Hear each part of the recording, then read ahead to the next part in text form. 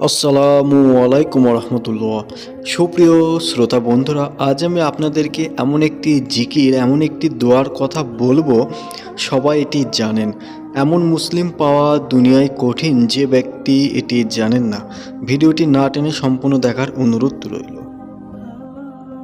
শায়খ আহমদুল্লাহ বলেছেন, আমাদের সকলেরই এ বাক্যটি মুখস্থ আছে, কিন্তু এই বাক্যটির এত ওজন, এত গুরুত্ব যে আমরা সকলে তা অনুভব করতে পারি না বন্ধুরা।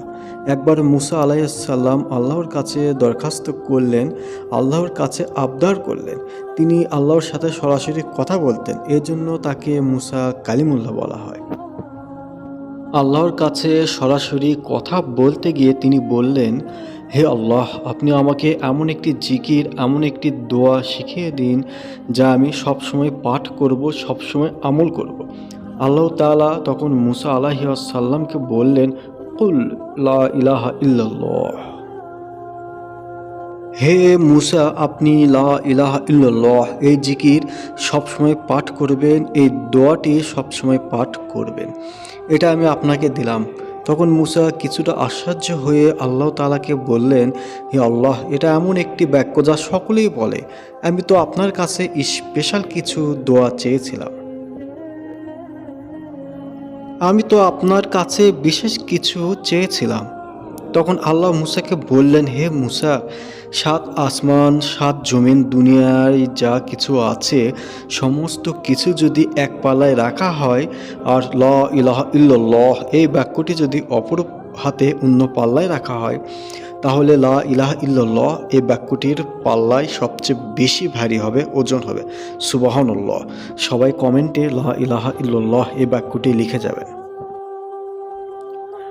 আল্লাহ মুসাকে এমন বার্তা দিলেন যে লা ইলাহা ইল্লাল্লাহ এই বাক্যটি এত দামি, এত ওজনদার, এত ভারী, এর চেয়ে উত্তম জিকির আল্লাহর জমিনে আর কোনোটি নেই। প্রিয় বন্ধুগণ, মুসা আলাইহিস সালামের জন্য আল্লাহ তাআলা স্পেশাল দোয়া, স্পেশাল জিকির নির্ধারণ করে দিলেন। সুবহানাল্লাহ। অথচ লা ইলাহা ইল্লাল্লাহ এটিকে আমরা সাধারণ জিকির মনে করি, সাধারণ দোয়া মনে করি। আমরা সবাই বিশেষ আমল খুঁজে বেড়াই, অথচ এর চেয়ে বিশেষ আমল, বিশেষ জিকির, বিশেষ দোয়া, বিশেষ বাক্য আল্লাহর জমিনে আর কোনোটি নেই বন্ধুরা।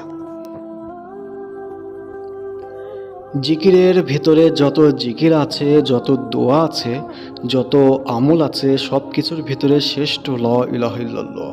কিয়ামতের দিন মিজানের পাল্লায় যখন আমাদের নেক আমল ওজন হবে, যদি লা ইলাহা ইল্লাল্লাহ এই জিকির করা থাকে, তাহলে আমাদের নেক পাল্লার ওজন সবচেয়ে বেশি ভারী হবে ইনশাআল্লাহ।